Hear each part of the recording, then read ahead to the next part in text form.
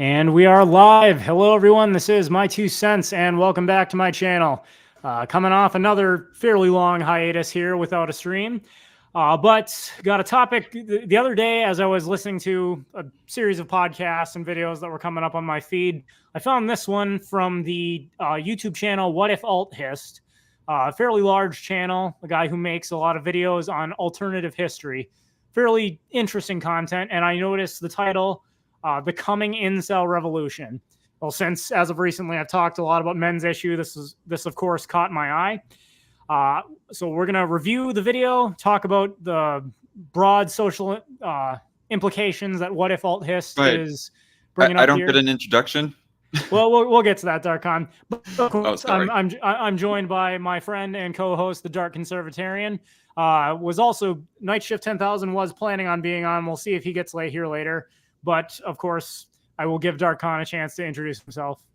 I should have told you to let me introduce myself by name, because I had a little bit of a goofy way of introducing myself. Oh well. I was going to introduce myself as hello everybody. It is the sexless conservatarian here, as I am like the token incel of this call here. Very well. Start off Very the live well. stream, right? Well, before we get started, that segues in nicely. Before we get started, I do want to introduce my thoughts on the topic. Of course, I am very much into red pill topics and a lot of the manosphere discussion that happens. The reason being, my channel got started talking mostly about libertarian economics, but I've come to discover, as many political commentators have, when it comes to current social, cultural, economic issues today, the divide between left and right has become almost exclusively a men versus women issue. In other words, voters, constituents, citizens, people who sway hard to the left tend to be women. People who sway hard to the right tend to be men. Of course, that's not a hard rule, but it overall seems to be true. And how men and women interact, particularly when it comes to the formation of families and having children, has a very profound effect on the size of government and the political and economic policies that end up getting enacted. So if you at all have an interest in culture, politics, economics, you end up having to take an issue in men's and women's issues and relationship issues. Now, I've briefly talked about incels before, and I will say I think before we get started, it is important to distinguish. There are more or less three senses of the word that is used incel. Well, first and foremost, it means involuntary celibate. In its simplest definition, it's a man who wants to get laid but can't. He would like to be having sex but can't. However, incel has also, besides that basic definition, incel has also evolved into a subculture that is men that actually self-identify as incels. Perhaps the largest X account right now is the Incels Co.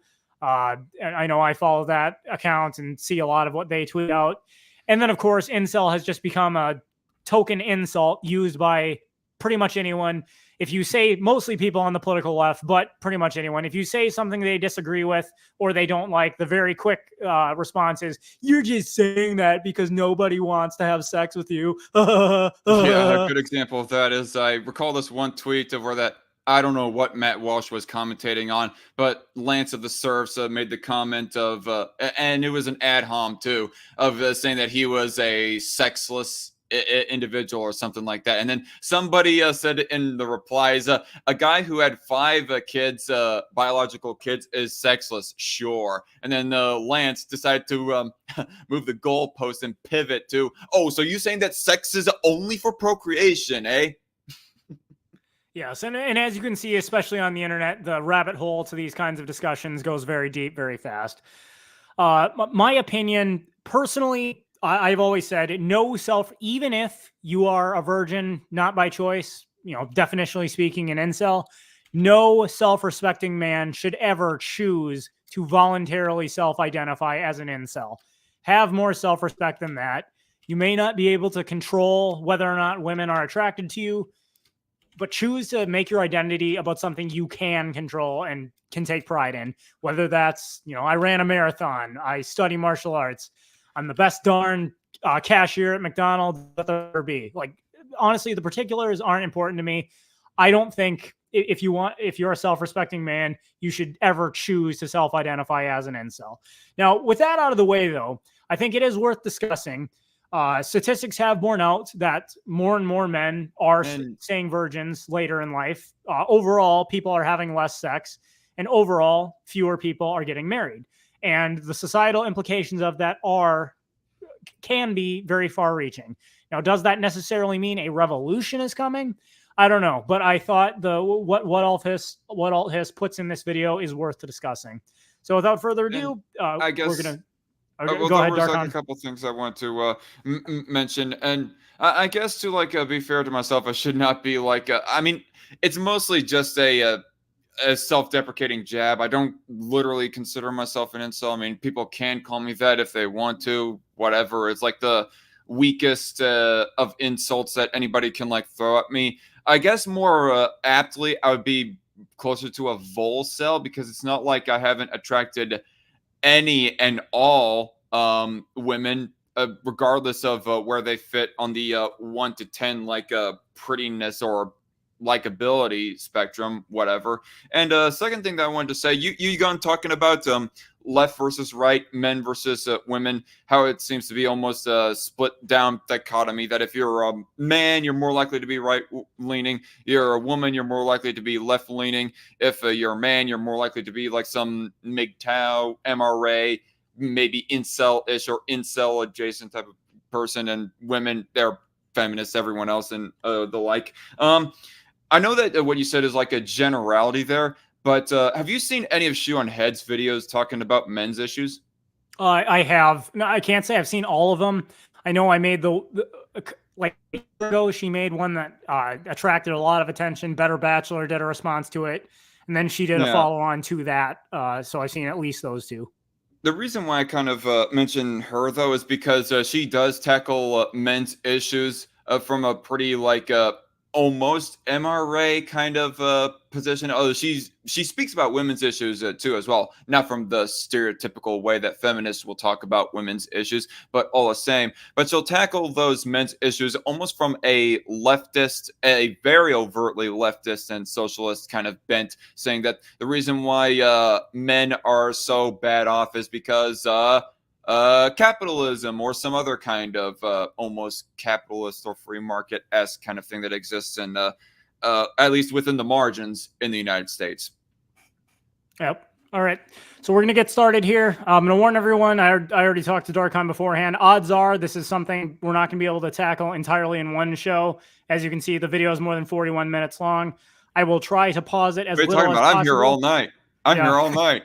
I will try to pause it as little as possible. But of course, if there is something we want to comment on, Darkon, if I don't pause, actually, hang on a second. Night Shift, are you there? I'm here. Sorry I'm late. What's up, buddy? Hey, I no just got problem. done with a huge load of yard work. What'd I miss? Well, we were just introducing the topic. Basically, we're going to be reviewing a video put out by the YouTube channel Whatifalthist. It's a YouTube channel that makes videos mostly about alternative history, in which he is predicting that as the number of incels, or simply men that want to have sex but can't, continues to grow, it is leading towards an inevitable revolution of incels. I've made some comments, about why I'm interested in the topic, what incels are, self-identified, how people use the term incel just basically as a blanket insult these days, and then we're just about to get started with the video. The Incel Revolution sounds awesome. All right, so let's see what we got here. This topic is one of the most taboo in all of society. Most people won't discuss it or even think about it since they don't want to deal with the immense social shaming that comes from it. As a person who studies history, you tend to see that we're incredibly ruthless to previous eras of history. That being said, every era of history thinks they're in the right, and they always do something wrong in a major way. Thus, it goes without saying that we're doing the same thing since every society does so. The human mind projects, and thus society which hates its ancestors really hates itself. That being said, someone needs to discuss the elephant in the room. As my father said growing up to me, if no one in the room is doing the right thing, that makes it your duty. I sincerely believe that the issues in modern dating are so horrible that they will cause a revolution in the next few years. Okay, now before we keep going here, I couldn't agree more that there are problems with modern dating. There absolutely are. Now, I think it is important to define your terms.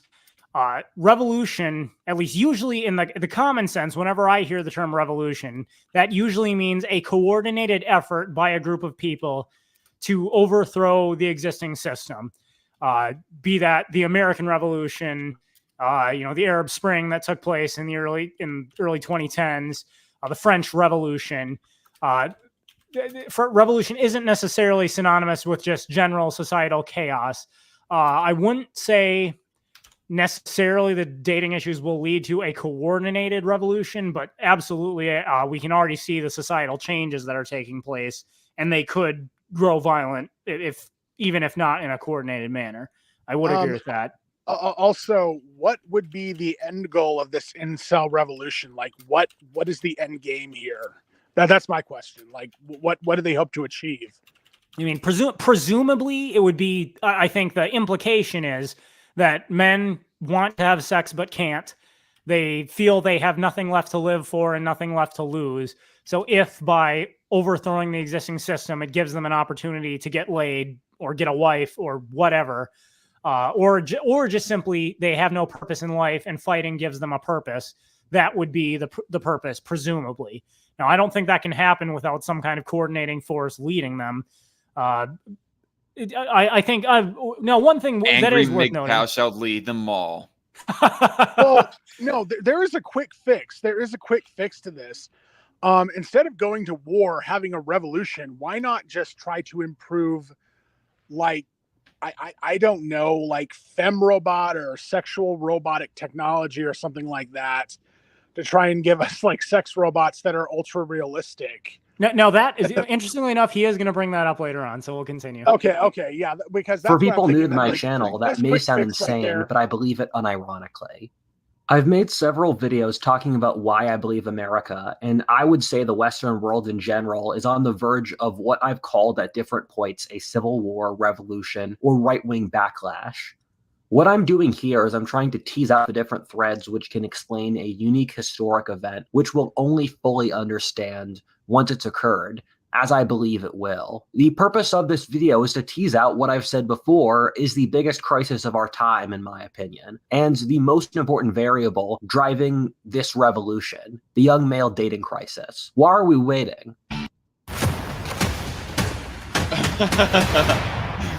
This stream has been brought to you by Clash of Clans. Really? Actually, I just want to mention one more thing. Before we get started. Okay. On the flip side of this, though, I've actually, not from incels, but I have heard from like the MGTOW movement, that if we do actually get like ultra realistic sex bots, there might actually be a revolution on the flip side from women that aren't getting any attention or any sex anymore on their end. And so, I mean, some have even suggested that when this happens, we're going to get a revolution on the flip side from a bunch of pent up women. So, I mean, I think the lesson there is, like it or not, major changes are taking place in the dynamics between men and women that are going to lead to very profound societal changes. Will those changes be violent? So. Will they be peaceful? I mean, that's that's the question we seek to answer here. But I think all sides are in agreement. Things are changing, and it's not necessarily for the good. We'll find out. The world is a dangerous and hostile place, and all safe.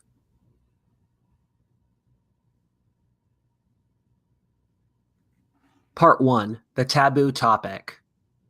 People are not rational. From studies, we've found that 90% of the population just rationalizes whatever their emotional state is. Thus, when you're seeing someone say something, in most cases, it's just a rationalization of what's inside their self-interest to believe. This is obviously true for the left in general today, which is philosophically literally said that logical consistency is white male oppression, and whoever is in power gets to determine what's true. In general, a good way to determine if someone is actually making an argument or rationalizing is based on if they use supporting evidence in their claim. If they don't actually have an argument against you, they don't follow a causal chain of logic, or have blatant inconsistencies in their argument.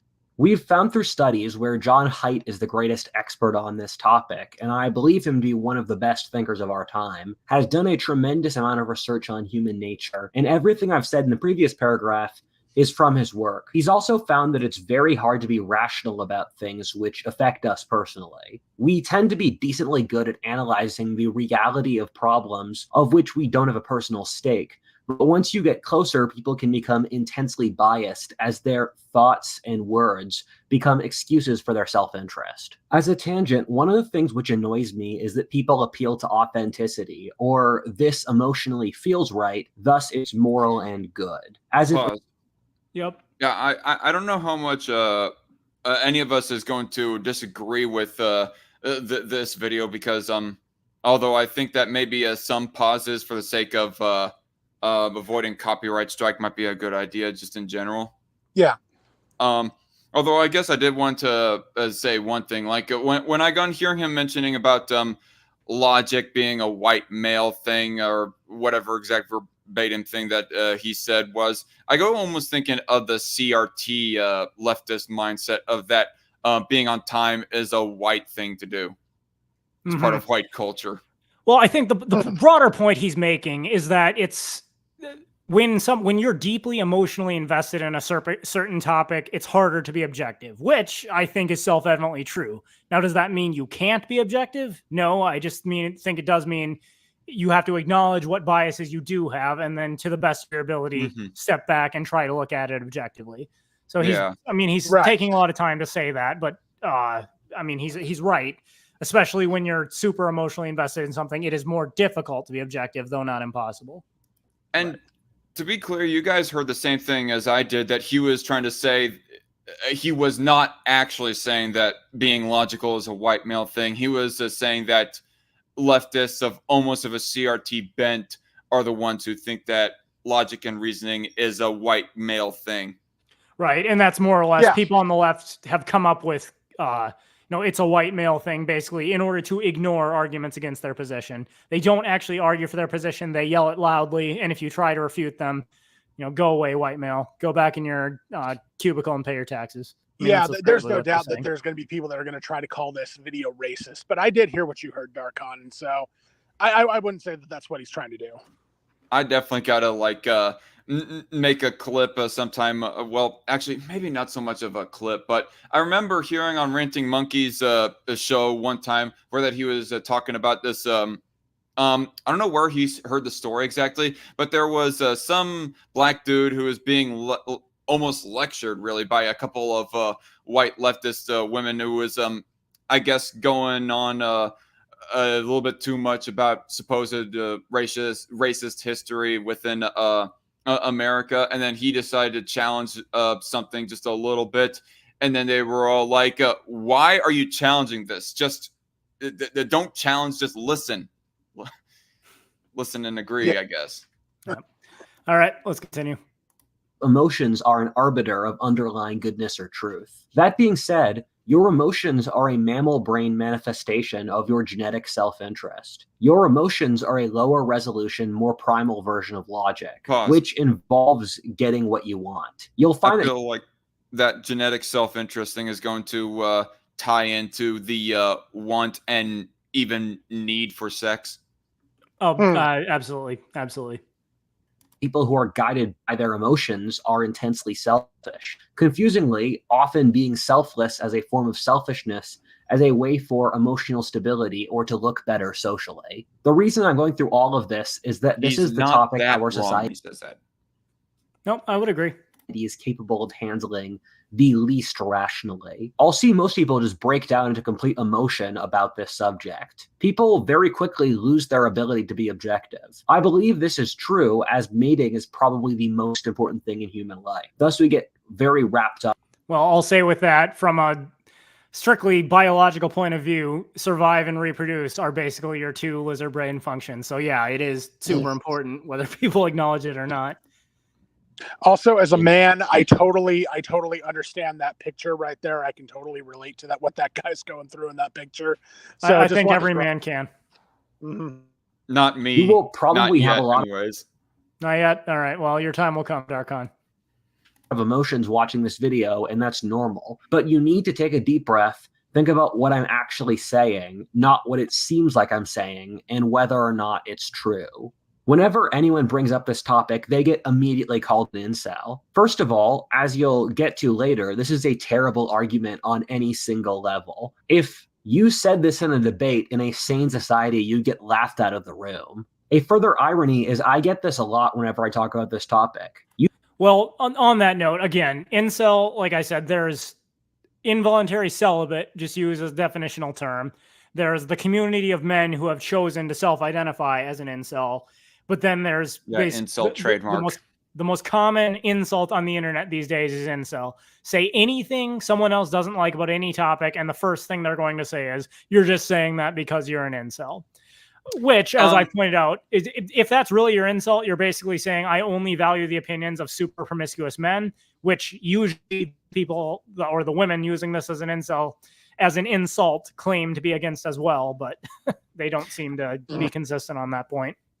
I don't know if we ever talked about the whole man versus bear analogy that was going viral a few months ago on this channel via live stream or whatever. But back when that was still hot and heavy, I actually posted a meme of where that there was a some extra horny, like pierced up, tatted up girl who was all like, "Oh, I'm so glad that I'm with you instead of a man," and then the bear just in the next panel just go like, "Whoa," mauling up the woman, and I shared that to basically, quite frankly, mock the analogy itself, not trying to mock any specific person in general, but just the point out how stupid the analogy is. And the next response I got from one person was, "This just reeks of incel energy right here."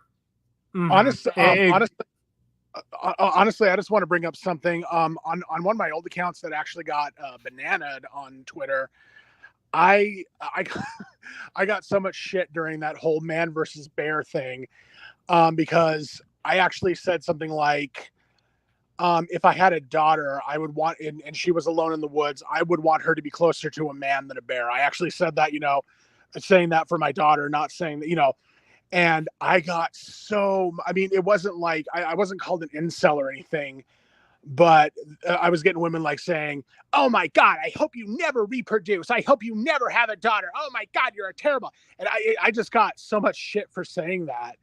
And I mean, if you really wanted to trigger them, basically just say, if I had a daughter, I'd want her to be closer to a man than a bear. And I guarantee you probably would have gotten a worse reception than I did, because I got so much shit for that. And I definitely give you the benefit of the doubt. You might have received more heat than me on that. But yeah, that stupid as fuck analogy has really driven a wedge further in between men and women at large, but especially any kind of even mildly feminist women and men at large. Absolutely. You people know nothing about my personal life, and if you did, you would realize it's absolutely insane to say this about me. People use this photo from high school to mock me, but I also used to look like this when I was in better shape, and now I look like... Apparently. Now, for this next section, he basically goes in to defend himself, saying, "I am not an incel." Just my personal advice to anyone out there who's being called an incel: do not try to prove to whoever's insulting you that you are not an incel. By doing so, they've already won. It makes it look like you're insecure and you feel the need to win their approval. If you call me an incel, but what if I do want to post pictures of me shirtless and flexing on the internet? 2 cents. I mean, go ahead and be Andrew Tate Light if you want to. But my point is, like, do you think Michael Jordan gets mad when if someone were to tell him you're not a very good basketball player? Would he feel the need to prove them wrong? It's like, if you know yourself, and if you're not an incel, you shouldn't need anyone else's approval, and you shouldn't feel the need to prove others wrong. Honestly, if you feel the need to prove to others that you're not an incel, it makes me more inclined to think you're probably not quite as good with women as you'd like us to believe. But that's not important. At the end of the day, even if I am a full-blown incel, I want to get laid, but I can't, I'm a virgin, poor me, that ultimately doesn't affect whether or not the ideas I've put forward in the public sphere are true. If what I said was true, then great. If it's false, explain why. calling me an incel doesn't change that. But whatever, he feels the need to prove that he's not an incel, so he's going to go through his little spiel here. Yeah, Like I agree with you. Well, I've been on keto for over a month to get into better shape now. There is a barrier between YouTubers and their audience for obvious reasons, which means you guys really know very little about me. I know me doing this here is incredibly petty, but the thing is, I agree, it is petty. Yeah, you think? Whatever, keep going. Responding to something even more petty, and I need to debunk this line of argument since otherwise it will clog up the entire discourse around this video. If you're a decent... Okay, go ahead. I just feel like commenting that splash painting right there made it look like that the guy had a little whale dick in his mouth. Yeah, it did. Indeed. The person watching this, I apologize. A lot of people... Okay, apology accepted then. People think I'm some nerd dwelling in my parents' basement, but this channel is actually a pretty complex business that I make decent money off, where this is my full-time job. I have a team which works for me. I live in my own house. I make over 6 figures a year. I drive an Audi, and I'm 6'4" tall. Okay, I'm impressed, dude. Good for you. You've built up a very large YouTube channel, making a ton of money. You're 6'4". I don't believe you're an incel. Got it. Let's move on. I have a large social network, have founded 8 different social clubs, including one for professional influencers at one point. I'm pretty satisfied with my romantic options right now, and I'm just not an incel. Again, I apologize for the egregious bragging, but if I don't do this, this video will just get on with people it. calling me a loser. Yes, then get on with it. Without a real argument. Yeah, the reason I care about this topic is... To quote Dr. Evil, I'm going to have to quote Dr. Evil. Right. Anyway. Right. That as a young man, I see this issue hurting my people in a horrible way. I care about my fellow young men, and as you'll see later in this video, the whole society. I know hundreds of young men, and almost to a man, they complain about this issue being completely unbearable. I'm generally satisfied with my life now, and I made the choice that now that my needs are met, I want to help my people and community with their issues. Furthermore, I don't think people realize how insane the line of argument is you care about a social issue which affects part of the population, thus you're a loser. It's the equivalent of how in the Middle Ages, if you said the peasants were starving, the society would tell you that you're poor and shameful for that. It also betrays a complete lack of empathy or an inability to have any curiosity about someone else's issue. Well, I think it's more than evident to most men living in the world today. If you are a man, society does not care about your problems. As a man, you basically just have to come to terms with that. Now, do I think that's good? No, but it's a reality you have to come to terms with. I do have one very quick question. Were we going to address the chat like after the 1 hour mark or something like that? We will address the chat. I would say I'm taking a look. I've seen some questions here that aren't really relevant to the stream, so we'll not get to those now. If someone has a comment, I very much feel the need to address. Well, for example, Sent One just joined and said hello, so hello to you, Sent One. How about hello to you, Red Pill Goku. What's up? How about Liberimer, especially the third chat comment there? Sex is way too overvalued in the society, and I think men in particular need to learn to go without it. I'm not going to address that right now because it will come up in this video, actually. Okay.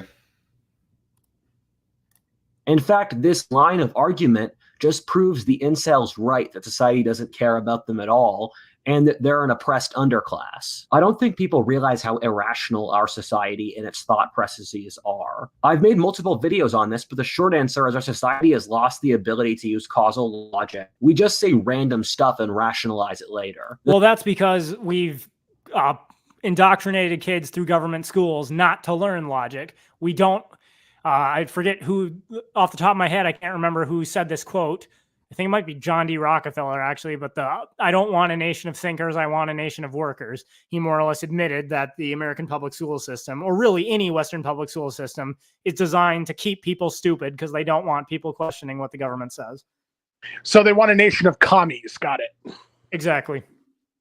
The thing is, if you discuss these issues and the automatic reply is, you're an incel, that means you just don't care at all about the truth. What this means is relational warfare, or GSR, being gossiping, shaming, or rallying. This is a form of social piracy in which you use social shaming as a way to push your own self-interest. Our culture does this all the time, every day. What all this belies is that we live in a culture in which young men are seen as completely useless. Society doesn't care about your issues and basically actively wants young men to die. Now, on this note, I'm going to say I think there is indeed a large portion of the population, especially those on the political left, especially, unfortunately, a lot of women these days who would agree with that. They'd say we don't care about young men at all. But I think the more intelligent among those people recognize society still needs young men. The government needs military. It needs foot soldiers. You need mechanics. You need IT specialists and machinists and carpenters and construction workers. There are, in fact, a lot of things society needs men, particularly young men, for that the societal infrastructure will absolutely break down. I think whether they realize it or not, there's a growing number of people that simply want young men to do all these tasks and expect to get no benefit in return. Basically, you want men to believe a duty to women or to society or the government or what have you to work really hard, pay taxes, to support programs that don't benefit them, to support societal infrastructure that marginally benefits them, but primarily is for the benefit of others, and expect nothing in return. And I think especially like a lot of women who only want to date the top 5 to 10% of men, they don't, whether they admit it or even consciously realize it or not, they don't want the rest of men to stop existing. They just want those men to work really hard to maintain their way of life and expect nothing in return. At least that's my opinion. Yeah. Right. Little to no sex, I guess. Exactly. They feel like traditionally men worked hard. They went into professions like becoming plumbers and carpenters and construction workers, even knowing it was backbreaking work that, and maybe not the most glamorous thing a person can do in their life. They believe that if they did those jobs and made enough money, they'd still get a wife and be able to have children, home, car, white picket fence, and regular sex in return. But Maybe since they come home from work, have the kids love and adore them as soon as they get back, and then they get to have a belly full of food, and maybe at the end of the night he gets funky with a wife. Well, I mean, that's just the way it is now. I mean, guys today, they work backbreaking jobs. They don't get to keep their money because the government takes so much of it in taxes. Inflation is so high, and when they get married or if they find a girl, they don't get a virgin. They don't get a girl that's willing to support them, that's willing to support their relationship. They don't get one that wants to actually have children. They're getting the raw end, and they expect young men to still want to do these things when they're getting shafted. And that's not how it works. Sorry. Exactly. And sooner or later, the more men wake up to this, there is going to be societal change. Now, what is that? Yeah. Well, let's keep going. Just read between the lines at street interviews of women and men, reading social media comments, seeing what the media or academia or even the government says. This is a harsh... Now, not to pause too much, but just even reading that title, what do we need men for? E.G. and Carol, whoever you are, I would love it if you could have the chance to live a life without men. Whatever home you live in right now, I want you to ask, you think it was primarily men or women who built it? You think it's primarily men male or female plumbers who service your sewage system so that your toilet keeps working? Do you think it's primarily... Oh, no, it was women. I know this from the Barbie movie 2023. Right. Yeah, I mean, do you think it's primarily men or women who are maintaining the electrical grid that allows your lights to turn on, or your internet connection to work, or the computer that you typed that book on? You think it was primarily male or female engineers who worked on it? What do we need men for? Yeah, exactly. Pill for many to swallow, and most won't believe it even if it's shown to them. But by the end of the video, you'll see why this is true. The other side of this is there's a large community of men who just go, don't worry about these issues, just grind harder, bro, at being successful, bro. They also like to call me a loser for even talking about these issues. This is the social equivalent of a foreign country conquering your nation, oppressing its culture, language, and history. I think it's kind of a little bit of both. I mean, those people who those red pill gym bros or whatever, and especially the overly chivalrous type who are like borderline feminists. They probably like go leaning a little bit too much into the mentality of, oh, it's just that men need to improve themselves.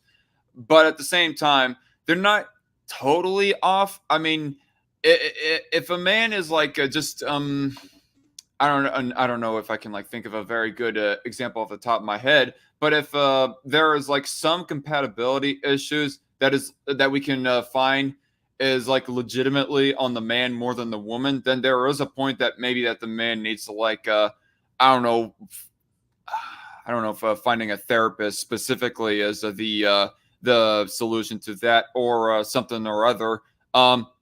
I will say, just as a completely arbitrary example, if the man is like doing absolutely nothing for self-improvement, especially in like the physical sense, but they expect their woman to like lose weight themselves, do all that effort while he does no effort at all, but she still wants him to put in effort for like self-care and losing weight, well then that's, in my opinion at least anyways, a thing that's more on the man than the woman, especially if the man has no like side issues that prevent him from going to the gym and losing some weight. Well, what I'd say here is I don't think there's anything wrong with self-improvement. And I think everyone should strive to be the best person they can be.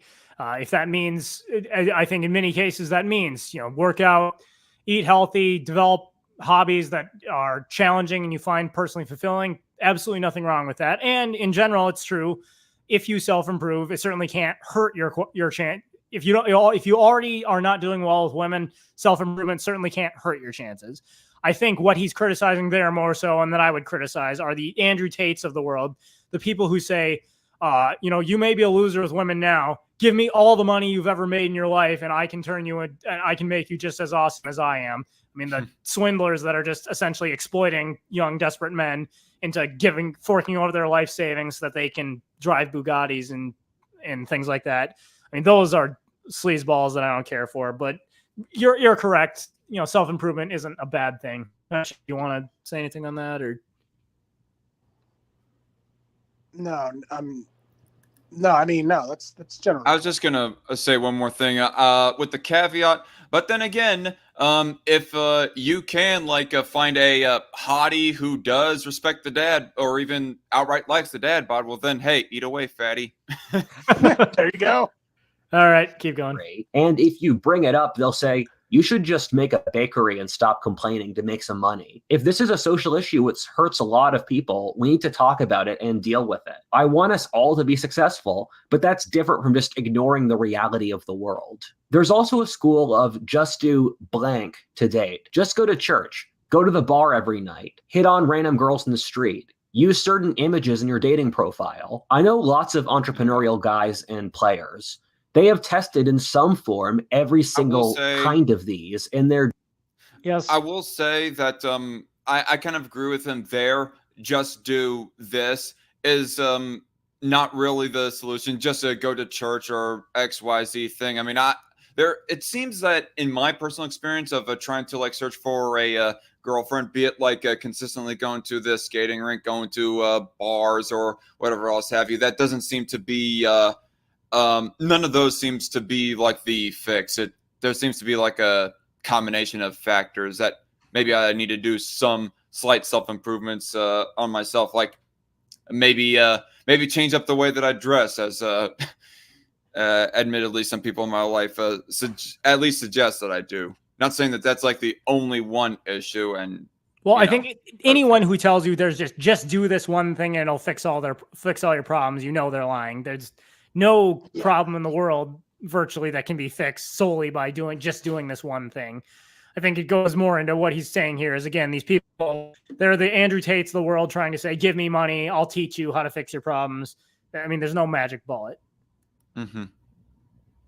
generally not that effective. The thing is that a trick like this could work for a small group of men, but then once women catch onto it, it'll stop. It's similar to the stock market or the labor market, which will adapt itself to any hacks people use to invest. All of these are really just people coping at dealing with a horrible situation in which they're powerless. The reason I have this giant intro is that this is a topic which, whenever it's broached, people just refuse to speak about it rationally and shut down. For women and older people, they treat incels as if they're subhuman vermin, and anyone who speaks up about this is a whining loser. Meanwhile, for a large segment of young men, they're being consumed by so much rage on this issue that they've lost the ability to think rational, or they're being consumed by the powerlessness of the situation and thus cope about solutions that aren't real. If I didn't have this segment, this video would turn into that, and I want to avoid that so it can remain constructive. A large reason that people become so emotional at the incel rhetoric is that it's an emperor's new clothes moment for our society, in which having to acknowledge that this large demographic of young men has been done wrong by our society would force us to come to terms with the lies and ideologies which we use to maintain our right to rule. And thus we attack the incels as a demographic because they force us to realize that our worldview is incorrect. Part 2, the greatest crisis of our time. Okay, so yes, very long intro. Too long, didn't read. Whatifalthist is not himself an incel, but he cares about the issue, and he thinks, and you certainly can't ignore a problem, especially when a growing portion of the population sees it as a problem. Okay, fair enough. Long way of saying that. 1/3 of men under 30 are virgins. 1/3 of men under 30 have had no sex in the last year either. Something like half of young men haven't I'm walked still up of that and spoken demographic. All to right. a girl in the last year. And something like 1/4 of young men have never approached a girl in their lives. 2/3 of young men are single. Well, I think for guys my age, and I'm 22, the numbers are probably around 80%. That Okay. never approach a girl in their life. I definitely don't fall under that one. In fact, little fun side tangent here. I recently did go on a date with a girl, actually. Oh, good for you. Nice. Unfortunately, she said that she is not quite ready for a relationship, so it's not like I can call her a full-on girlfriend, but still. Okay. Well, on this note, I had a very popular tweet I did a couple years ago where I mentioned in my real life, I work in the security sector. And at one point in my life, I was working on a college campus as a security director. And given the number of complaints I dealt with from female students that were, quote unquote, felt threatened by male students approaching them, I don't blame young men in today's day and age for not approaching young women, because doing so can land you in jail. Worst case scenario, land you in jail. I'm not going to say it's going to happen in every circumstance, but yeah, approaching women is not exactly the way it used to be, especially in the post Me Too era. Actually, I want to mention on that front that no, it can get even worse than that, because a few years ago, I saw, I didn't actually see the movie, but I saw a preview for a movie, and the preview literally starts out, this woman's trying to get into her house or something like that. And this guy approaches her and he goes, "Excuse me, ma'am, we're doing a survey on," and she immediately screams and pulls out pepper spray and pepper sprays him in the face. And it's played to be comedic, but honestly, that can happen, and you can get hurt really badly just from somebody panicking and just from you just casually approaching someone. So, it can get even worse than that. So, Exactly. yeah. Wow. On these stats, so in the year 2022, post-pandemic, half of young men say they're single, or more than twice the amount of men say they're single as women. The only possible explanation for that can be women are either, one, dating older men, or two, they're all dating the same men. Or I suppose you could say more are becoming lesbians, but I've not seen a particular argument for that. So yeah, more young men are single than women. And it's by and large, although I wouldn't presume to say what the exact statistics are, we're seeing that more and more women are unwilling to date the majority of men and are either sharing the same top tier men or, dating older men for sugar dating or whatever the case may be. But twice as many young men are single as young women. It's a societal imbalance. So we'll let them keep going. The thing is that these are the kinds of numbers which people tend to feel sensitive about or cope with. Thus, the real numbers are undoubtedly higher. These numbers are absolutely horrifying. I think they're symbolic that there is a serious issue. I hope people can understand why, when I look at this, I see what is likely the most important issue in our society. This is not to say there are not other very serious issues, but reproduction and mating are the most pivotal things in the human condition. Thus, when you create an issue with them, you're ripping the entire society apart. Something I like to teach older people is that whatever was going on when you were young is no longer the case. You see a similar thing with economics, where baby boomers often can't comprehend how economically bad it is for young people. Now, I can't resist but to point out, with all the boomer memes going around, I absolutely agree.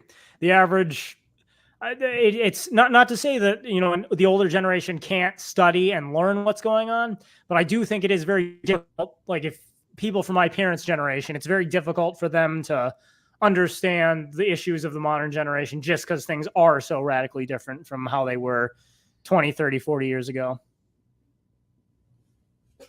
I guess I personally cannot really attest to that, because it's not like I've had that many very in-depth conversations, much less in-depth conversations of personal experience in regards to the issue, because, well, I've had very little of a dating life at all. You know, that Gen Z today has 90% less spending power than the baby boomers did in their 20s. Thank you, Federal Reserve, but we're not going to go down that rabbit hole. The world is completely different for reasons I'm going to explain over this video. The biggest mental bottleneck here is that older people don't realize that dating today is no longer reasonable or rational. Things have gotten so skewed that people are acting in incredibly irrational and self-serving ways. The fact that there's an entire branch of data science based around dating, which is incredibly popular, is a sign that we're not in a good place. We have a bunch of metrics which we use to assess when societies have revolutions, but one of the most powerful is the average age of marriage. In every society in which the average age of marriage goes above age 28, there will be a civil war or revolution, as people are designed to procreate, and as that gets too difficult, they then burn down the system so they can roll the dice to get at least some shot of having their genes survive. Okay, now, before he keeps going here, I think there is something I want to flesh out a little more. He's right. The average age of first marriage is rising. It's risen above 28, and I think as of 2023, the average age of first marriage is now 30. Now, the question is, why is that, though? Is it primarily because of men, or is it primarily because of women, or is it a combination of both? Well, if you understand how male and female nature works, and how the differences of how men and women are, why men are attracted to women, why women are attracted to men, you'll know that women, by and large, are most attractive to the most men in the early stage of their life, from age of about 18 to 25. As they sail past 25 and especially get around 30, the characteristics that by and large, make them attractive to men for marriage, their youth, beauty, and fertility, are in decline. Therefore, if the average age of first marriage is 30, or possibly going higher, the average man and average woman are not getting married until the woman's youth, beauty, and fertility are in decline. I find it very, apart from what they may tell you of, you know, when I was young, I just couldn't meet a good man. I think the most reasonable hypothesis of why this is women are becoming more and more picky about who they're willing to date and who they're willing to marry. And as he mentioned, because of online dating, because of the so-called global sexual marketplace, men and women have access to meet a lot more people than they ever could in the past.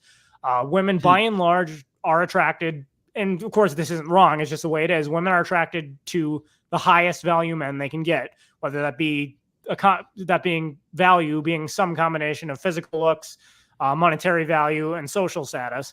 And especially when they're young, there are so many men wanting to date them, they start to develop a super inflated ego and think they're worth a lot more than they actually are. They hold off marriage in their youth because they think, if I wait just a little bit longer, I might be able to get an even better man. And of course, so long as they're young and so long as they're single, men keep coming. It's only once they approach the wall, once they're 28, 29, 30 years old, they see the amount of men coming after them shrinking, that they're forced to, they better settle down quick, because whether they admit it or not, they realize their options are shrinking, And it's only after they've wasted their youth, beauty, and fertility on other men that they're choosing to settle down. At least that, I think, is the most rational explanation. Yeah. I feel like adding to that as well, I don't even think if it's just women who are getting increasingly more picky. It might be men to maybe in a little bit of a different way, but still in a way getting kind of pickier with the proliferation of porn, the easier access of porn nowadays as compared to in the past. I mean, well, maybe not even porn, maybe just scrolling through social media, finding all these radical hourglass bombshell babes with giant double D's and big like bubble butts and all that stuff. Whereas in a pre-internet era, probably the very best that a man would have been able to see was a girl like has a very average build, like not too curvy, but but just slightly above, looking like a square body, just to be honest. But nothing super like a Kim Kardashian like, but still closer to, I don't know, I can't think of a particular example right now. And because they see, oh, those types of women, the Kim Kardashians of the world exist out there, I think I'm going to just go ahead and wait until I see a girl that is closer to that, as opposed to my neighbor on down the street, or my childhood friend who does not have exactly that great of a body like nowadays in her adult years. Or at least that is how I personally am, kind of, and maybe it is because of the proliferation of these sort of things as to why that kind of contributes to my own personal pickiness, but it is how it is with me, I guess. Well, Go ahead, Nightshift. Well, and here's the thing about it. A lot of the reason why these guys, a lot of the reasons why these guys don't approach women, or a lot of the reasons why these guys, they don't pay for prostitutes, they don't pay for it, is because they themselves are holding out for a virgin. They're actually holding out for a young woman who's a virgin and supportive and who's still beautiful.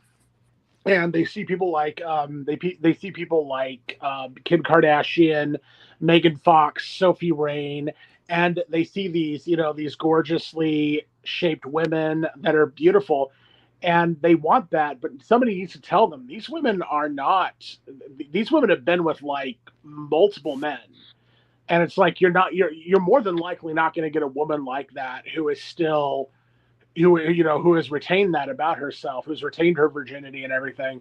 That's just not going to happen. So I mean, you really do almost have to, go for the girl that's not like that. And I mean, literally, because you're not going to get it. You're not going to get like a girl like that who saved herself. And that reality really does happen. Hang on, sorry, I didn't mean to hit play there. No, I think the point you're making is that it is, in today's day and age, it is extremely unlikely that a woman reaches the age of 30 and is still a virgin. If you're not marrying young, the older she is when she gets married, the odds that she's a virgin go down exponentially. And as you mentioned, virginity traditionally is something that is highly valued in a future bride. Men are willing to smash a hoe, but they're not going to wife one up. And the fact that we see overall fewer people getting married, and those that are getting married later in life, what that shows is fewer people see the benefit of getting married, and those that are getting married later in life when the primary value that a woman brings to marriage, youth, beauty, and fertility, is already on the decline. And of course, in today's day and age, with no-fault divorce and a family law system that very heavily favors women, a woman who's already had, dated tons of men and is settling for you at age 30, odds that she's going to respect you or be happy with you are pretty low. So yes, I think, the value proposition in marriage, because people are marrying later, and because women especially have higher expectations for what they feel they deserve, or as you mentioned, Darkon, men can get the sexual gratification they're looking for through porn or social media without actually having to physically be with a woman. Well, my point was kind of a different point, but you're not wrong though. That there is that too, as far as porn goes. Hey, why try with women when I can just have porn?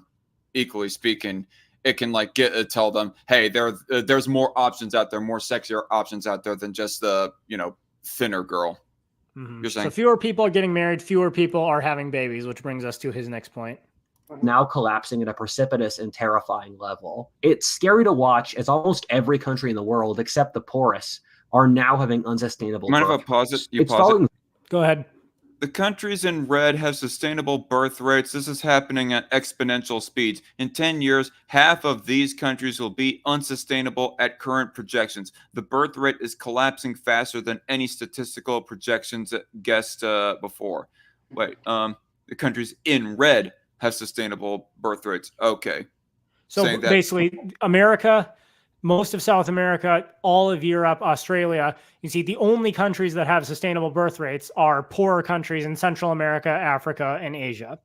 And for anyone who I'm may not be surprised. familiar, sustainable birth rate basically means, so if a man and a woman get married and they each have 2 children, that's a sustainable birth rate. They've replaced themselves in the next generation. If the average man and woman have more than 2 children, their population will grow. And if they have fewer than 2 children, their population will shrink. And the reason that's concerning is, especially in Western countries where there are social welfare programs that the older generation is depending on, like Social Security, government issued pensions, all these other programs, there has to be a large enough segment of the population actually working and creating taxable income to fund those programs. But if you have a lower than replacement birth rate, eventually what is going to happen is you'll have tons of people retiring, expecting Social Security benefits, expecting Medicare, and all these other benefits that they've worked all their lives and have been told that they deserve.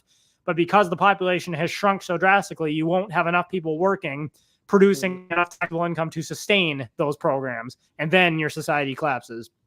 I'm honestly surprised that India and Bangladesh in this graph right here are shown to have declining birth rates or unsustainable birth rates. China too. Well, China, that's not too surprising because they had their one-child policy that they retardedly enough had up a couple decades, but Yeah. All right, we'll keep going. very rapidly and not stabilizing anywhere, rather just going down and down. In a country like South Korea, for every 100 of their people they have today, they will have 4 in 100 years at the current rate. The thing is, this isn't happening in the lab, but rather in the real, messy political world. What would the social ramifications of a change this big be? Furthermore, this is an example of how bad things can get if the sexes don't get along. A society with bad dating and marriage is a society which won't survive. This is a topic which I've made this video about, but there are 3 key factors which push dating to be what it is today. The first being the dating apps, which on a systematic level massively destroy the dating balance between men and women. What occurs here is that since it makes it incredibly easy for men to reach women, and women are naturally very picky, is that you end up with horrifying inequality. If Tinder, the biggest dating app, was a country, it would be the 2nd most unequal in the world, behind South Africa and ahead of Venezuela. Tinder also filters for the most shallow thing, looks, and women tend to be even pickier on looks,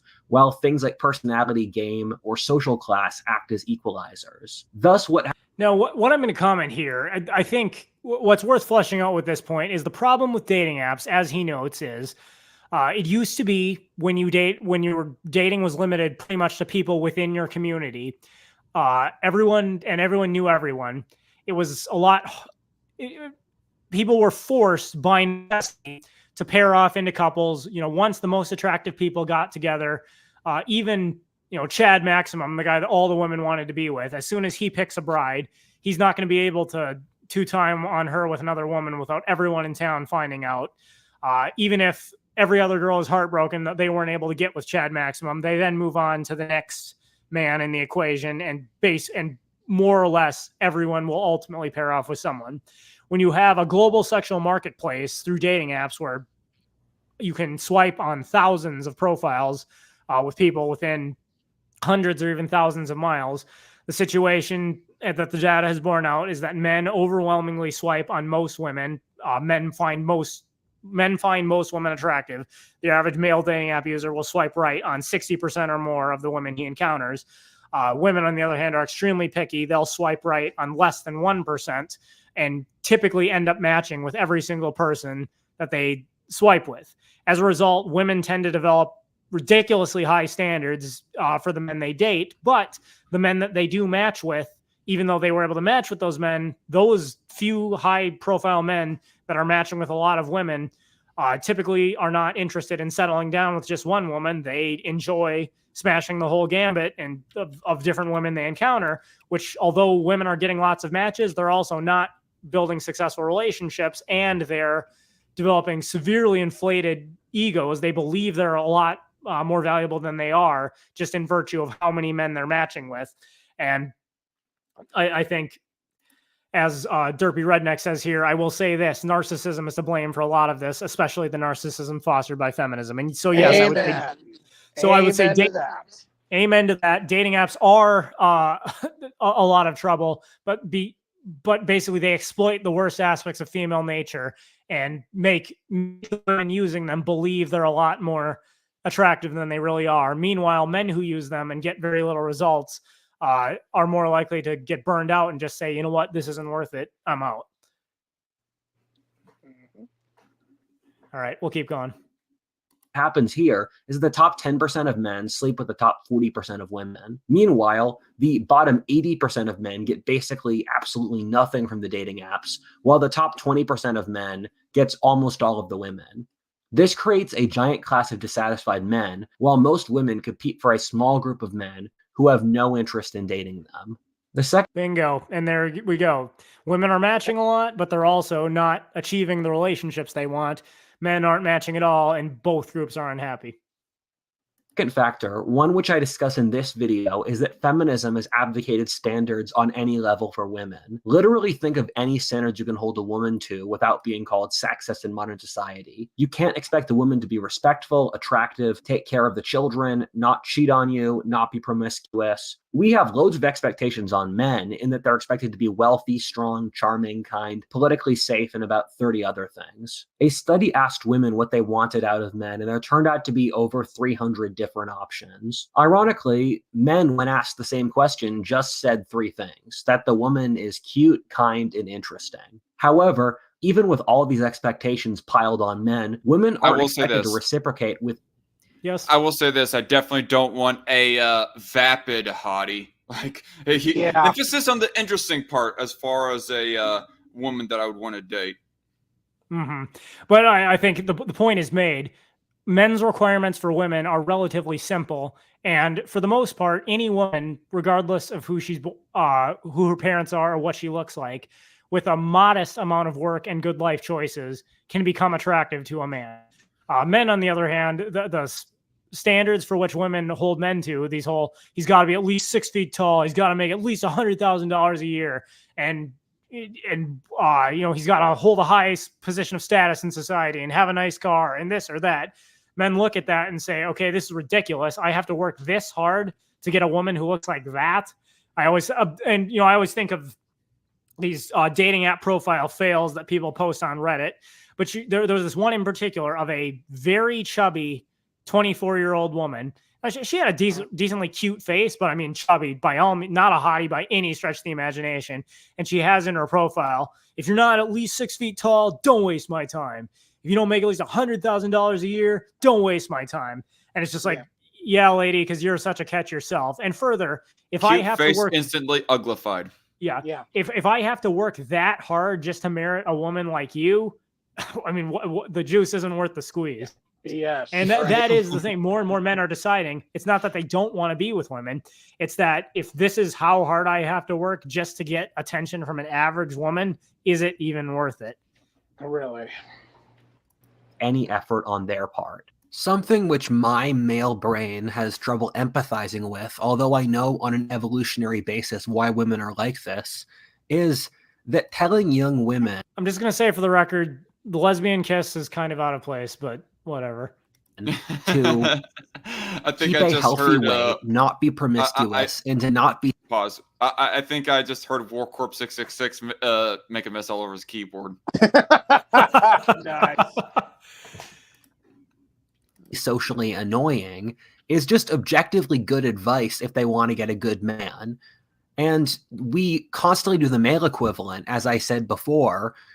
But if you're offended at people saying that stuff, you're just offended by reality. The thing with all of this is that women are following the incentive structures provided to them by society. Most social things are, in fact, negotiations between competing groups with differing self-interests. If people are given leverage in a relationship, they will exploit it. For example, the advances in technology allowed mass government oppression in the 20th century since they could do it. Imagine with automation, you could see employers need employees less, thus creating a disbalance in labor and capital. Thus, employers could effectively treat employees as slaves, since employees don't have the leverage to push back against it. Human nature is very easily fallible, and thus whenever someone doesn't have an incentive to act well, they just won't. Okay, very good point. Now, but I think here is where something to flesh out more of what he's saying. I think it's absolutely true that traditionally, the reason men and women came together and got married and had children is because they each brought something to the table the other did not. Women may want to be with the highest quality man that they can find. They want to reproduce with that alpha Chad maximum, the guy with the best genetic genes. But at the same time, doing so doesn't necessarily provide them with provision and protection from nature. Men want to reproduce with as many women as possible. But the average woman doesn't particularly want to be part of a harem if she doesn't want to share that high-value man. As a result, monogamous marriage was more or less the rational compromise of men and women coming together. However, in this modern society, where a combination of modern technology and government welfare and social programs has removed the traditional things that men used to provide, the value that men used to provide to women, it's not surprising then that women are less and less interested in marrying, at least not the average man. But the flip side of that is, if the average man is no longer all the hard work he has to put into society to keep those social programs running, if he's no longer getting the value he used to get, a wife and kids back home, the question is, why should he keep working as hard as he is? And whether or not there's an actual violent revolution, honestly, I think the real incel revolution is the fact that as this continues, fewer and fewer men are going to be willing to put backbreaking work into the economy so that social welfare programs can be funded so that women can have what they want.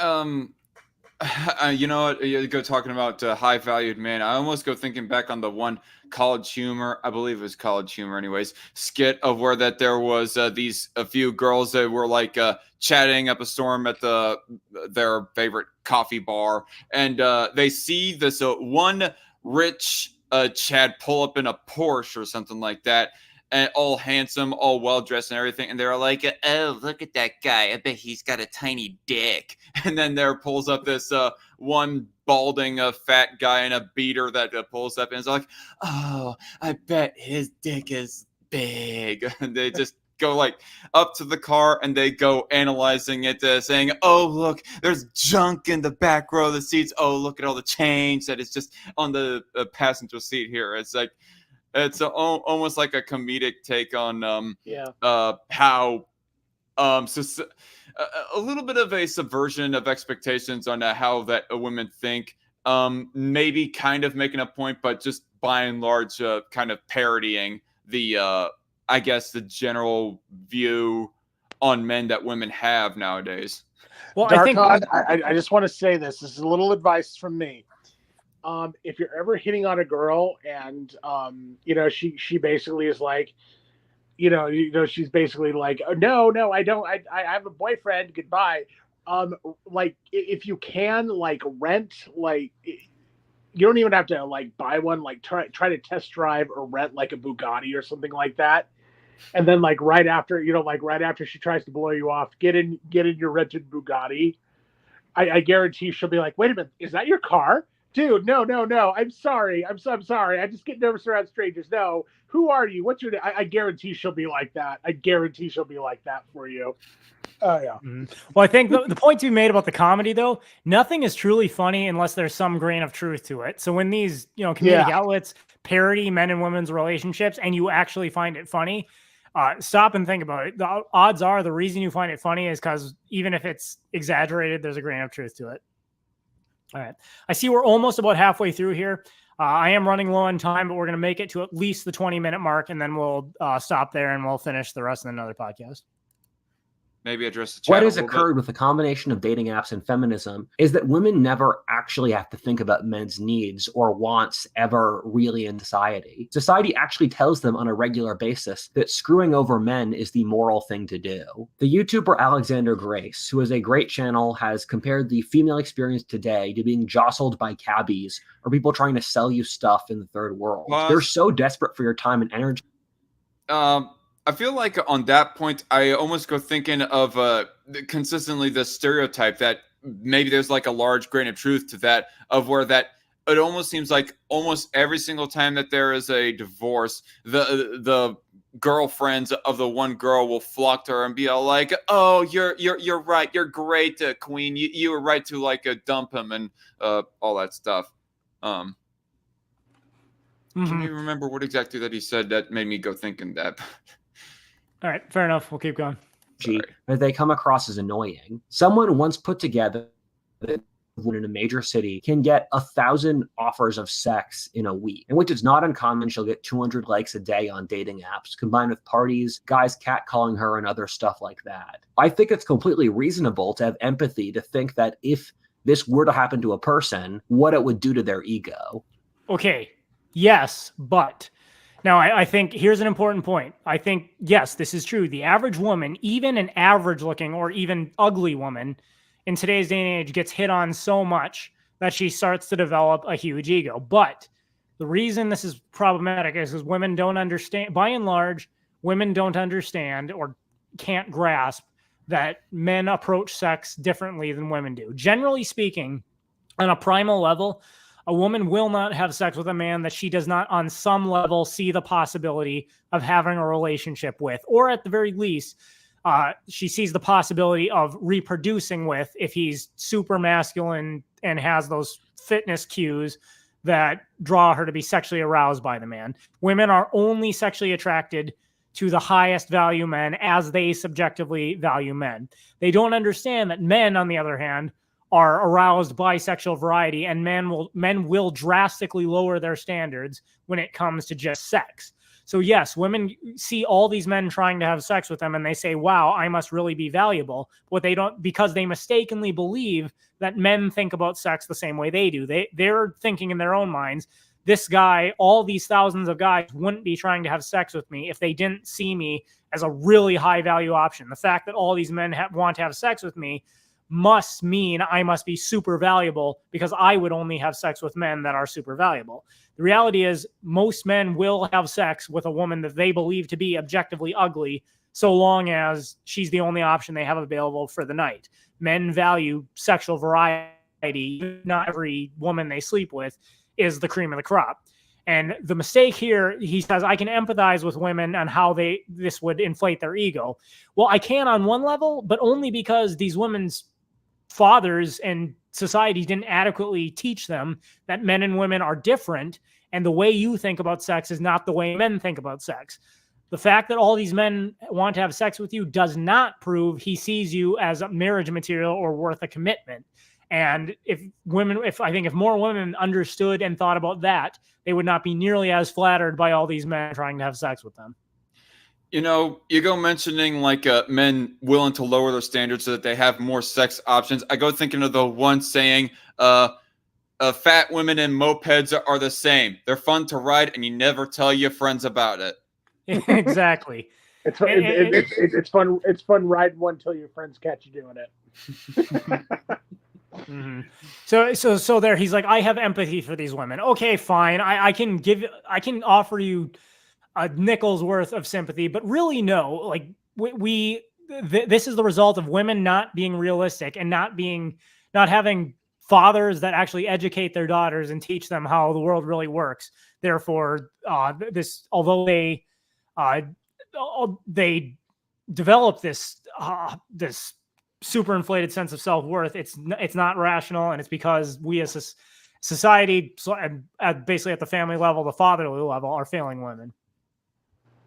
Another thing is that people have just socialized a lot less due to the rise of these screens. And what that means is that dating apps are becoming practically the only option for dating, in which a majority of young people's relationships come from online.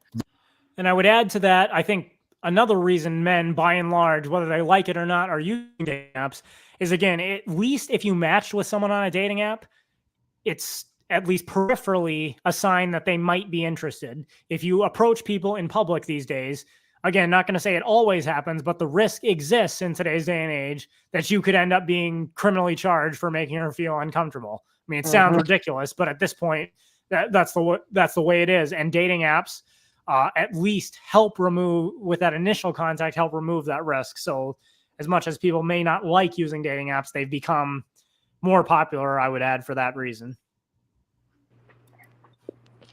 Yeah. That means that the flaws in these dating app systems become exacerbated across the entire society. And as women have so much selectivity in the dating apps, that means they don't have to do stuff in person and go out to meet people in person. The thing is that this creates two different bad attitudes among the sexes. Since sexual selection is so easy among women, they don't prioritize for long-term happiness, but rather short-term thrills, which is why women go after high-value guys who won't commit to them and date bad boys. On the other side, it builds up feelings of rage, sexual frustration, loneliness, impotence, and powerlessness among men.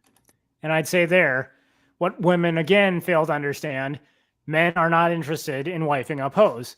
Right. A woman may think, in my youth, I can have sex with all the hot bad boys I want. And then when I get older, just settle for a faithful beta. That might have worked, a few decades ago before this all became common knowledge. But more and more, because of the internet, and especially because of social media, which basically permanently documents a woman's life, men are more and more recognizing these 30-year-old women are not, chaste virgins who spent the last 10 years building their careers and not dating. They've been smashed by every man they were actually attracted to. Now they're set for me because none of those men would commit. Why on earth should I want this? Also, what I will say, learn this from personal experience. Beware women who lie about it, because there are women that are lying about their virginity nowadays. They will say that they are, and it will sound like they are, but they are not. And there are women that actually are starting to lie about that. How can you tell? What? How can you even tell whether or not somebody is a virgin or not? Well, I would say, go ahead, Night Shift, then I'll give my thoughts. Well, yeah, I mean, really, it comes down to the whole no hymen, no diamond. If it's not there, don't wife her up, or I mean, that really is the only way to really tell nowadays. And I actually think it needs to become more mainstream for guys to actually, say, okay, well, prove you're a virgin, then go in to a doctor's office, go into a gynecologist, and have them prove that, because, there's a way to prove that. It's like, if the hymen is intact, then that goes. If it's not, then yeah, I would say hit the road. So hymen is like a body part inside the vag, inside the uterus? Yeah. Basically. The hymen is nature. Nature has actually created a way that proves whether or not a woman is a virgin. All right, I gotcha. If anybody needs any more obvious of a sign to see of how sexless I have been, there it is for you all right there. Okay. I would add, did not know what a hymen is. I would add to this, Darkon, even in many ancient societies, like ancient Jewish marriage rituals, for example, it used to be that at the marriage ceremony, the new husband and bride would go into a tent and have sex. And then the husband would come out and they'd have sex on a white bed sheet. The woman's hymen is pierced. It causes her to bleed. And basically the husband would then come out and hold up the white bed sheet and showing the blood, basically proving, hey, we just did it. And she was a virgin because here's the blood to prove it. And that was, I use that Jewish marriage ceremony as an example, but that's not the only culture that did that. Cultures much more ancient and much wiser than us understood the importance of a woman's virginity. Exactly. But I would add, beyond the mere biological aspect, I would say there are a few things if a woman wants to prepare for marriage and be able to prove she's a virgin, there are a couple of things she should be willing to do. I would say, one, it's not a good idea for women to live on their own. Women who stay in their parents' household until they get married, that's actually a good idea. If you're still living with family, and people see you regularly and know who you bring home, they're going to be able to testify more so that you weren't bringing strange men back to your room than if you were living on your own or living with your crazy sorority sisters from UC Berkeley. How many past relationships has she had, and is she willing?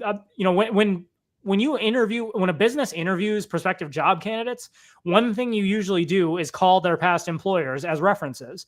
I think some people laugh at me when I say this, but I think it absolutely makes sense. If a woman is really serious about marrying you, she should be able to provide her ex-boyfriends as references. She says, I've only ever dated this guy, and we never had sex. Okay. Can I get on the phone with those individuals? Are they going to back up your story that you never had sex? I mean, and if they didn't, and that's really the truth, she should have zero problem doing that. Again, none of these things are foolproof, but I think all those collectively, the way a woman lives her life, if a woman says she's a virgin, there will always be life choices, good life choices she has made that will back up the truth of that statement.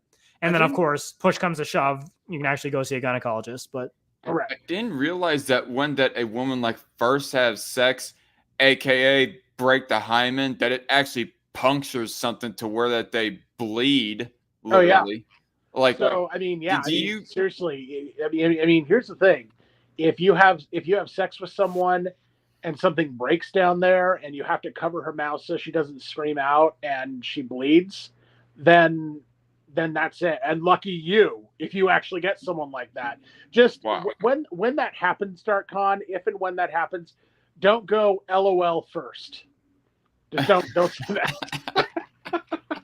I see that you speak from experience there, Night Shift. But I would say this quickly, Night Shift. Here's another thing: if you're just hooking up with this woman, you're not in a serious relationship, or further, you're not married, and you just broke her hymen, that means she willingly gave it away to you without making you put a ring on it first, which should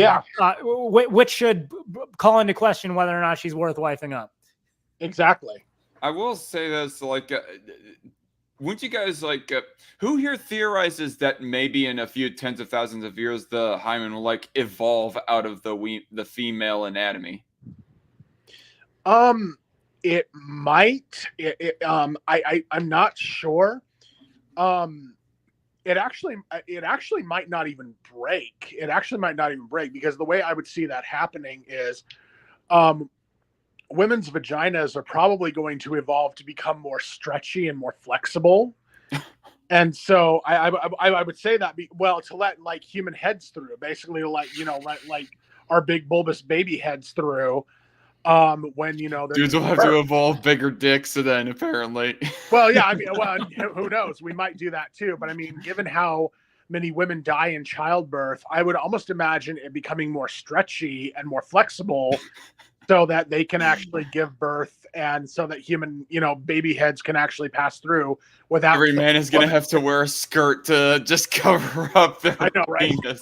All right. Well, this is going down a rabbit hole that's hilarious. So let's make it through these last 2 minutes. One of my hot takes that people on the right probably won't like is that I think the people who are worst off in all of this is women. The reason I say this is that women are by nature dependent upon other people and the society more so than men. Men, when isolated, do a better job of surviving and staying sane. As a general rule, if you put men under pressure, it'll probably make them stronger. Well, there's a higher chance they'll just break women. Our society pumps young women with the worst possible advice so as to keep them isolated and easier to manipulate. Young women have the worst. Okay, I agree. Society is actively pushing young women towards making bad choices. Yes, it is the case that if women make these choices, it's likely to have negative consequences for them. However, I disagree with him saying women are he feels worse for women in all this. I think you're still pandering to the feminist ideal that women are essentially children and can never be held responsible for the decisions they make. At the end of the day, I believe women are individuals and responsible for the decisions they make. Yes, a lot of women are making bad decisions. Yes, it's leading to a lot of unhappiness for women. But I refuse to accept this idea that women are just, objects being acted upon and they're victims of society. They're not. Women are by and large willingly going along with this and therefore are responsible for where they end up at. And I'm not going to have sympathy for that. I mean, who's happier? The proliferous woman who keeps on like having sex with multiple people multiple times a year or at least a decade, or the virgin man who's just satisfied just kicking it with his fellow dude bros playing video games most of the time? Honest to God, I would say it's the second one. Got a lot less to worry about, frankly. I'd say I would have to agree, but we'll get to that.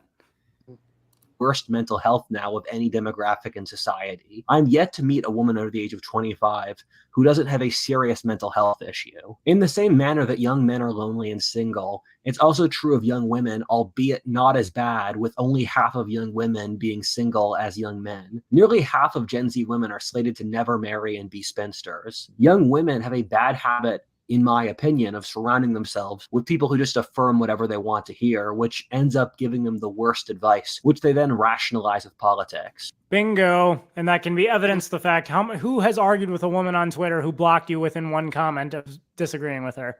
Right here.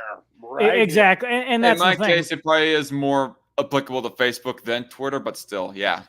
Yeah. Honestly, being, I even want to speak from a personal experience that I had very recently. It was on TikTok, but there was this girl that was out there like, I'm looking for a husband. Nobody wants me. Who wants to wife me up? I actually commented, okay, how many previous owners, how much mileage? And immediately she blocked me. Oh, man. Oh, yeah. I went blunt with this girl. And she, instead of answering, instead of doing something mature, she immediately blocked me. Oh, you view me like nothing but a sports car. Fuck you. Pretty much. When you surround yourself, when you only surround yourself with people who tell you what you want to hear, you might not make the best decisions. Even anybody who is adept at making good decisions knows you need to consider other points of view and the possibility that you might be wrong. If you're absolutely convinced you're always right and never responsible for the results of your own decisions, well, just look at the state of modern women. Oh, yeah. The thing is, processes like this become cumulative issues in which they add up to be more than the component parts. This is something I talk about a lot in my video on the psychological Black Death, in which I believe our society is going crazy in general. This exacerbates everything going on since you've removed the ability to rationally reset. This bleeds into my video on Mouse Utopia, which I won't bring up here in great detail since it's so depressing and horrible, but watch the video if you want to know more. It's hard to convey in words how desperate most young men feel in dating. It's something which they very rarely admit, often to themselves, in which bringing this up makes them angry, but it's an unspoken subconscious terror which racks my generation. It's a sense of betrayal by a society which would rather they never reproduce, or better, never be born in the first case. Again, and it's not, I think some women may think they don't want the majority of men to exist, but the reality is the powers that be, as well as these women, whether they realize it or not, it's not that they don't want men to exist. It's that they want men to continue being traditional the way things used to be without holding women to the same traditional standards we used to hold women to in return. They still want men to become mechanics and carpenters and construction workers and IT specialists and all the other positions that are required to maintain the infrastructure of society, as well as produce enough taxable income to sustain the social welfare programs that these women need to replace their husbands. They just want them to do it without the promise of a wife and children at home. And you know, there's like this one woman that I met like a couple of years ago, and she was a Black woman, and she had like a very fiery tongue about this point as well. I mean, she wasn't wrong, but still, she just said it like a little bit too abrasively that almost came off as scary. But she was going on a rant about how that too many women out there, they want like a non, well, okay, kind of similar to your point, my 2 cents, but from like a little bit of a different approach, but saying essentially the same thing, that women will like want a non-traditional man in a lot of senses, but they'll really, really badly want a traditional man in a whole lot of other senses. And she was almost making it out like it's like a dichotomy. Like either you go full board non-traditional man, or you just go ahead and accept most to all the traditionalness of a traditional man. They want all the benefits, but none of the costs. That can basically sum up the the modern female's desires when it comes to men and relationships. Yeah, I want you to be able to pay for all the bills, but I don't want you to have your happy fun time in the garage tuning up the car or whatever. Yep. Mm-hmm. Part 3, Shaming the Bear. One of the sad realizations of my life was coming to terms with the idea that our elite are not intelligent or capable. They were making their decisions based off fear, reaction, and stupidity. The evil cabals do exist, but they're not particularly competent or brilliant. Okay, here... Exactly. Yeah, yes, and I'm almost willing to give the evil cabals more credit than he is. I think most of the people in the evil cabals are smart. They're just evil. I think they do, in fact, know what they're doing. They know what their ideas don't work when it comes to society flourishing, but they know what works when it lines their pockets. I almost was about to guess there that he was about to go on. I almost thought that he was going to go on the man versus bear analogy there. I think he is going to. And I guess that... Yeah, and that brings us right. This is a new section of the video, and it's right about the halfway point. So this is probably where we'll cut it off and finish the rest on a later stream. But I think the point, it goes without saying, the people in charge. I believe there are rank and file socialists who legitimately believe socialism can work. People in power who advocate socialism, I believe they know full well socialism doesn't work, but they also know socialism is the best means for them to get the things they want, because in a full-blown totalitarian government socialist society, the elites always get what they want, even if the people don't. So while he says, I think our elites aren't intelligent, no, I think they actually are intelligent. They're just evil. Exactly. Mm-hmm. So I guess we haven't really gotten to the revolution part, but I think to sum up, basically, yes, there is a growing number of men who are not getting the traditional benefits that men get in society for working hard and contributing to society, are a wife, children, and access to sex. More and more men are no longer able to achieve those, and are rightly asking the question, if I can't get the traditional benefits, why should I contribute to society? Now, what will this lead to? Well, we'll talk about that more next time, and we'll get to what if alt history's own opinion. But I think suffice it to say, yes, this is a problem. The only question is, how is it ultimately going to be resolved? Was we going to address the live chat a little bit? Sure. Hang on. Let me look back through to see. Was there anything in particular you saw you wanted to address? Oh, kind of. Like from Liberamir, I think I might have pronounced that. Sorry if I did butcher it, though. But the first two live chat comments he says, I pretty much agree with. I think men should go no fap before pursuing a woman. Too many men can't leave the porn alone, and stop touching themselves. But then also complain about women having a body count. At the same time, men should be able to master those urges to truly know that they are chasing her down for the right reasons and can't be seduced / manipulated via the promise of sex. The third live chat, though, sex is way too overvalued in this society, and I think men in particular need to learn to go without it. I don't know how much I agree with that personally, because I think that if sex was of very high value, that there would not be as much of a proliferation of hardcore porn and Instagram thoughts showing off their cleavage and thonged up butts on, Instagram. But how do you want to address that, 2 cents? Well, I think I agree. If men can't control their sexual urges, they probably aren't going to do very well with women. Be extra clear. Like, I agree with the first two live chats, just the third one I wasn't so sure about. Okay. As for sex is way too overvalued in the society, I think I would agree in principle. Men need to be able to, like, if you are a full-blown simp, all you can do is stare at porn all day. The moment a woman gives you any attention, you immediately open up your wallet and offer to give everything to her. I mean, I think there are men that are so sexually starved that they literally become the ultimate simps. They worship women in every sense of the word, and they contribute to the problem. Women don't respect them, yet they fund these women's lifestyles while getting nothing in return. That is a problem, and I think men, you need to learn to have some self-respect and some control over your sexual urges, so that you don't become one of these desperate simps who just showers women with money and contributes to their degenerate lifestyle. On the other hand, I think a virgin and I might be a quote unquote incel, but one thing I can definitely say is that I am not a simp. Okay. Right. Well, Yeah. but however, I would say, is sex important? Well, yes, in virtue of the fact that, as he said, reproduction is a very important part of our society continuing to function. And further, on a base primal level, whether you realize it, I owe this to Aaron Clary in his book, A World Without Men, but as well as the Book of Numbers. But he's pointed out, when you really distill it down, virtually all the effort men put into anything, whether it's working out, their jobs, any other traditional contribution to society, at its core, on a very primal level, men do those things to get laid.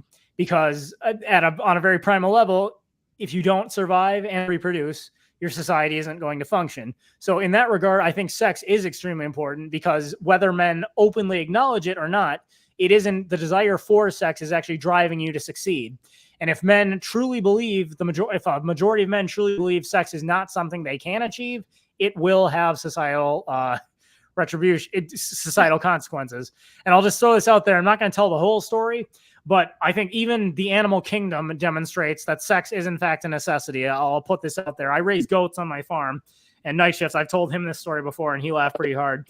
But after a couple of my female goats had babies, I wanted to make sure they were isolated from the breeding male, because he's just going to breed them again right away, and they need time to recover and nurse their babies. Well, I noticed that my male goat, after I isolated him from the rest of the herd, actually started sucking himself off because he was so horny. In other words, watching this goat stick his head between his legs and suck himself off. And I just thought to myself, this is ridiculous. So but it does go to show, even in the animal kingdom, the males get horny and need to get some in one way or another. They figure out how to do it. So that is taking go fuck yourself to a whole nother level. Oh, yeah. Yes. Oh, yeah. So there is at least one species of animal capable of sucking its own dick, that being the goat. But I'm sure there are others. Oh, yeah. Maybe donkeys. Yes. But yeah, so suffice it to say, yeah, sex is super important. It's highly related to how men and women in our society functions. So, I think men need to learn to control their sexual urges. Acting like you can just tell men you can't have any kind of sexual release whatsoever and you're going to deal with it is not going to lead to to a productive society either. So, one other one that was kind of interesting. Don't know how long we want to go on that. Unsuppressed speech. Darkon, don't you mean goat fuck yourself in this case? Great dad joke there.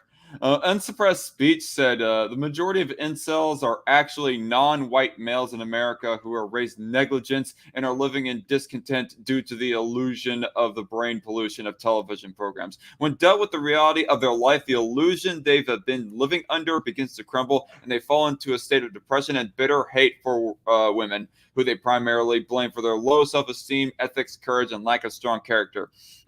That almost makes me go thinking on the bit of side subject of how that black men, there's a bit of a popular trend, don't know if it's like a majority of black men, but still, of more and more black men abandoning the black community as far as who they go for a wife. They go for white women or Asians or someone else like that, as opposed to, their black female counterparts.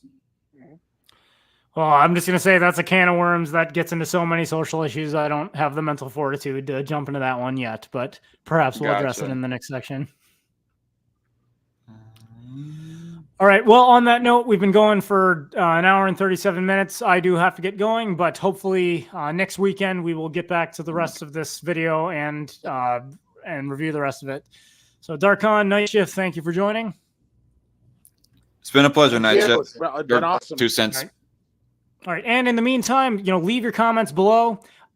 Do you think there's a coming incel revolution? What do you think the societal problem with incels is, and how should society go about solving it? Go ahead, put your comments below the video. Maybe we'll get to those next time, and we will finish this later. As always, that is my 2 cents. Take it for what it's worth. See y'all. Bye.